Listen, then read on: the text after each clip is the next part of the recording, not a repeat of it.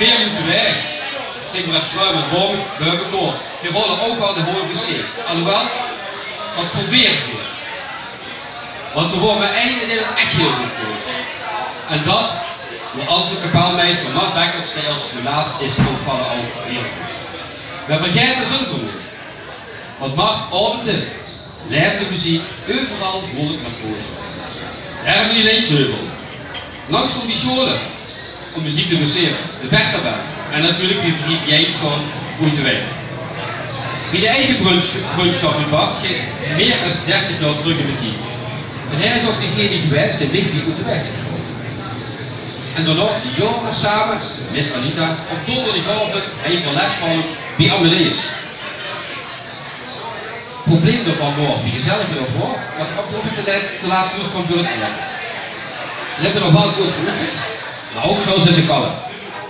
Veel schellen zeven, maar ook veel serieuze kallen.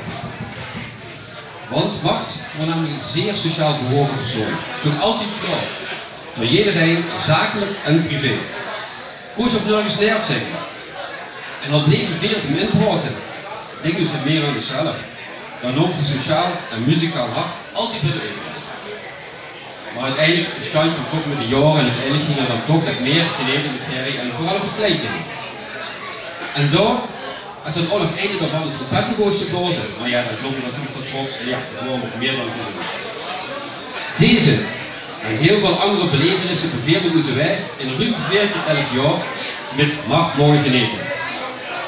Herinneringen die we immer zullen koesteren van en met onze kapelmeester Mart Bekkers. Door het afsluitende en alle goede dingen in drieën in het woord de Gerry Vreun. Mart, we zullen je nooit vergeten. We danken je voor alles wat je hebt gedaan en betekent voor de muziek en speciaal voor onze goede weg. En de laatste hoge zee, ja, daar zal iedereen zich van dicht immer blijven herinneren.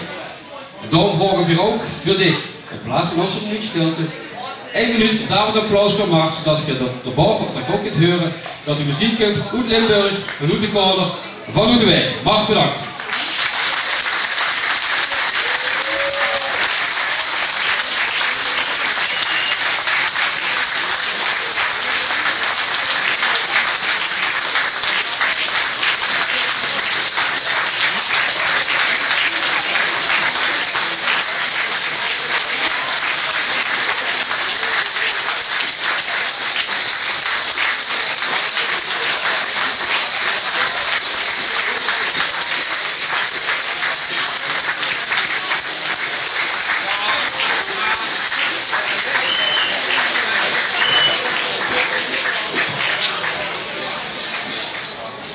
Nou, we toch het horen.